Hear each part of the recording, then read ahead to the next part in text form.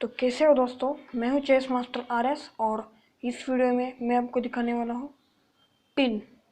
Pin जो है ये एक टैक्टिक है और इसमें मैं एक सीरीज शुरू करने वाला हूं जिसमें मैं आपको सारे टैक्टिक्स और मोटिव दिखाऊंगा। इसमें पिन में आप देख रहे होंगे कि ये क्वीन और किंग को हम ऐसे अटैक कर सकते हैं। तो अब ये कैप्चर करना फोर्स है और यहाँ पे ड्रॉ हो जाएंगी। तो इसी तरह के आज मैं आपको कुछ एग्जांपल्स दूंगा। तो ये है पहला एग्जांपल जिसमें कि ऐसी पिन बन रही है और ये यहाँ पे वाइट खेल रहे हैं आर टोरिसिपो और ब्लैक है जे ऑल्टियर, जो कि खेला गया था आर्म स्टेडर में 1994 में। और ये आर टोरिसिपो की बुक में से ही है और ये सभी लगभग वहाँ से ही लिए गए हैं। तो आर टोरिसिपो के यहाँ पे ज़्यादा हो सकते हैं। तो रुक B1 खेला गया और यहाँ पे अब नेक्स्ट मूव है बिशप टू D4 और ये नाइट विन करने की, इसलिए ब्लैक खेलता है रुक B8 और ना वो खेलना चाहता है नाइट D7, लेकिन यहाँ पे खेला बिशप E5 और फिर से एक रुक पे अटैक किया। तो ना रुक B7 फोर्स और वापस से बिशप D4 और ये नाइट मूव नहीं हो सकती, तो बाद में हम ये खेल सकते हैं, इसलिए ब्लैक ने यहाँ पे रिजाइन कर दिया। तो ये है अगली पोजीशन जिसमें वाइट खेल रहे हैं एच मैटिसन। ये गेम खेली गई थी 1930 में और ब्लैक एक अननोन प्लेयर है, मतलब नाम नहीं दिया गया है उसका यहाँ पे। तो आप देख रहे हैं कि ऐसी ये पिन है, यहाँ पे रुक फंसा हुआ इसलिए मूव तो नहीं हो सकता, लेकिन हम यहाँ पे अगर मार देते हैं तो ऐसी ड्रॉ हो जाएगी। ये पॉन हम धीरे धीरे मार लेंगे तो इसमें कोई पॉइंट ही नहीं बनता। इसीलिए यहाँ पे आप सोच रहे होंगे कि हाँ हम ये पॉन विन कर सकते हैं विथ लाइक बिशप F4 या फिर C1 जैसी मूव से।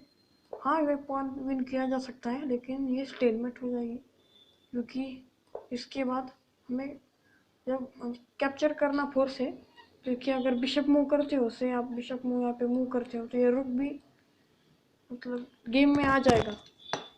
तो यहाँ पे कैप्चर करना फोर्स है एंड देन यहाँ पे स्टेलमेट हो गई है क्योंकि ये किंग नहीं हिलता, ये रुक भी नहीं हिलता क्योंकि ऐसी पिन है।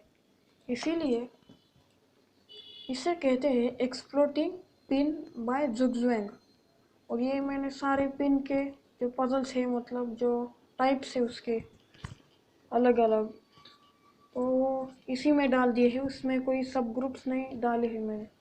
तो किंग H2 खेला गया। किंग H2 मूव इसलिए कि आगे चल के ब्लैक किंग H4 जा सके। अगर वो ऐसा कुछ करता है तो तभी भी हम मारने के बाद एटलीस्ट वो मारने के बाद तो आएगा ही, वो फोर्स है। अगर वो सीधा आ जाए तो कुछ नहीं, तभी भी हम रुक मार लेंगे। और अगर पहले ये मूव करता है तो देन मारेंगे और king H4 force and BG6 white winning है। तो इसके बाद ब्लैक ने रिजाइन कर दिया।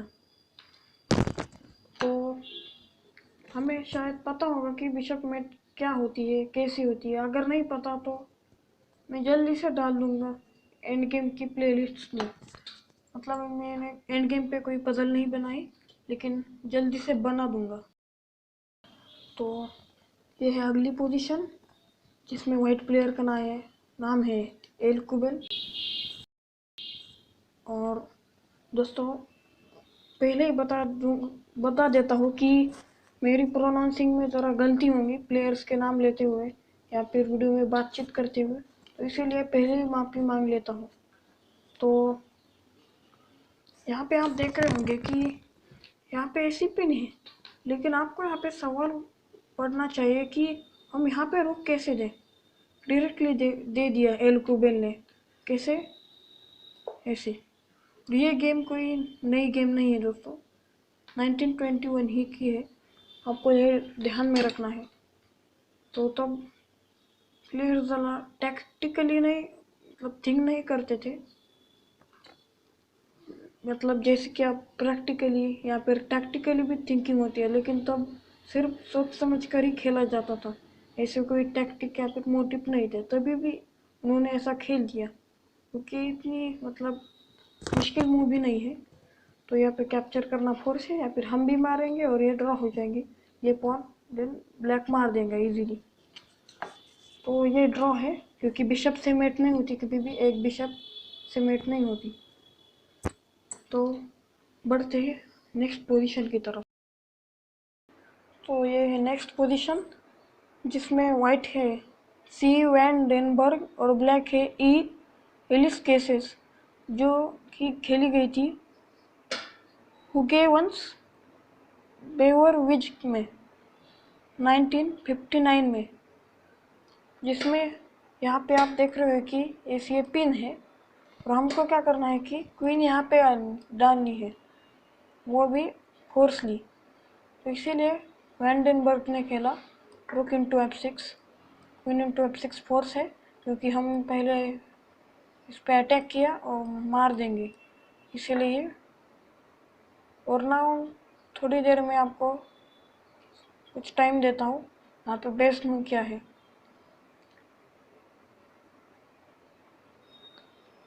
Ready, D6।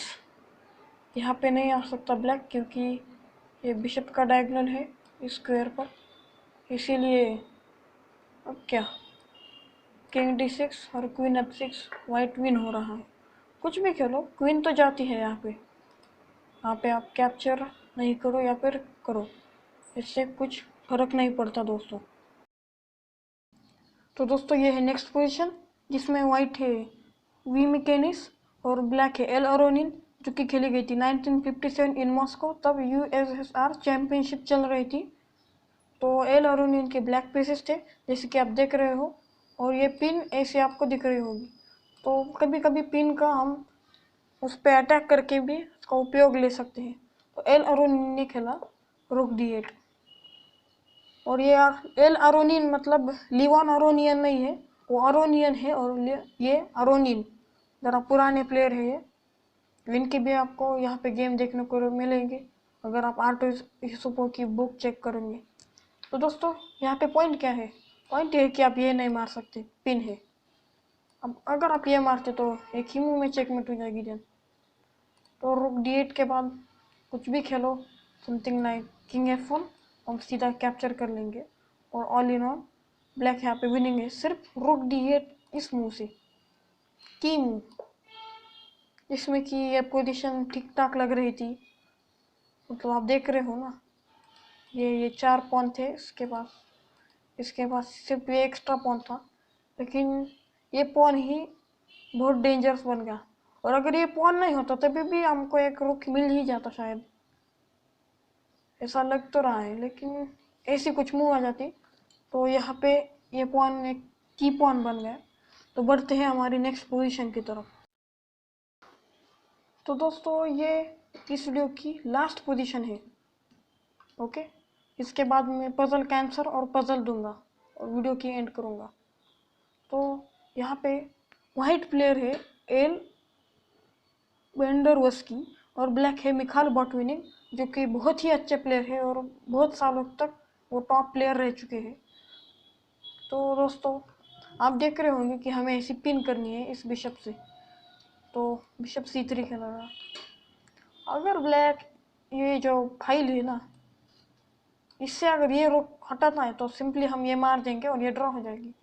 इसलिए किसी भी मूव खेलो ये ड्रॉ ही है। अगर आप रुक D8 या ऐसे कुछ भी, शायद रुक D8 के मतलब आप समझ लो, हम ये नहीं मार सकते क्योंकि रुक इंटू D4 जो है वो ब्लैक के लिए विनिंग हो जाएगा।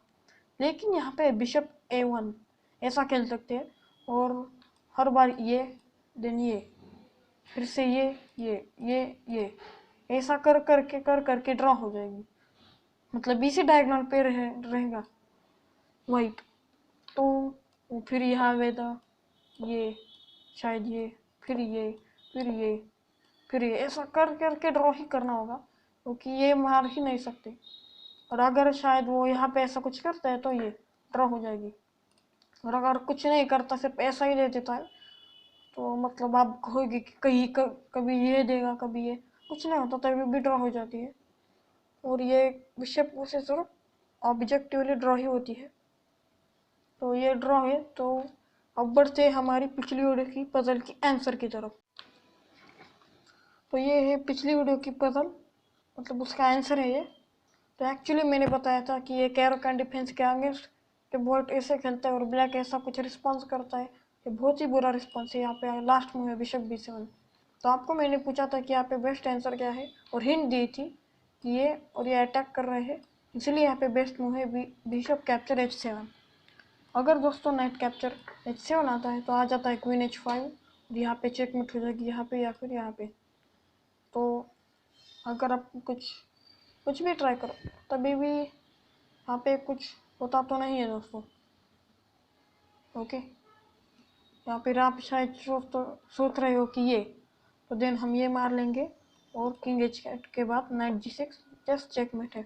तो BH7 के बाद अगर वो किंग H8 जाता है तभी भी हम उसकी क्वीन मार देने वाले हैं विद बिशप G6। तो अब वो ऐसा कुछ भी नहीं जाएगा क्योंकि हम मार लेंगे। तो ना किंग G8 फोर्स और बिशप F7। पॉइंट ये है कि उसको कैप्चर करना फोर्स है, हम ये दे देने वाले हैं। आपको दिखा देता हूँ। इसके बाद रुक H8, now king into H8 force ये। तो यहाँ पे हो गया फोर्क ऐसा। तो यहाँ पे उसकी क्वीन जा रही है। और दोस्तों अभी मैं आपको आजकल पजल देख के ये वीडियो एंड करता हूँ। और ये पजल भी पिन से ही रिलेटेड है, मतलब पिन का ही है। तो दोस्तों ये है आज की पजल जो कि पिन से रिलेटेड है। ये ऐसी पिन है, आपको जानकर हैरानी होगी कि ये ब्लैक टू प्ले है और ये विन है। तो कमेंट बॉक्स में जल्दी से बता देना इसका आंसर कि क्या है। तो दोस्तों वीडियो पसंद आ गई हो तो इस वीडियो को लाइक कीजिए, शेयर कीजिए, कमेंट देना मत भूलिएगा। और फिर से एक बार कह रहा हूँ कि इसका आंसर दे दीजिएगा मुझे। और हमारे जो पहले सब्सक्राइबर है वो है आर्यन कुमार प्रसाद, तो वो अभी से कुछ कमेंट नहीं कर रहे। तो इनसे मैं रिक्वेस्ट करूँगा कि मुझे वो कमेंट करिए और पजल का आंसर देते रहिए। उन्होंने 1-2 बार दिया लेकिन फिर वो आए ही नहीं। और मेरे चैनल से कोई तो भी एक अनसब्सक्राइब हुआ है, शायद वो हुए क्या मुझे पता नहीं ठीक से। लेकिन मैं उनसे रिक्वेस्ट करूँगा कि अगर आप इस चैनल के सब्सक्राइबर अभी तक है तो इस वीडियो का आंसर ज़रूर दीजिएगा और अगली वीडियो का भी देते रहिएगा और इसको शेयर कीजिएगा। और ये सभी को कह रहा हूँ मैं, इसको शेयर कीजिए। और यहीं पे आपको अलविदा कहना चाहता हूँ। स्टे होम, स्टे सेफ, वंदे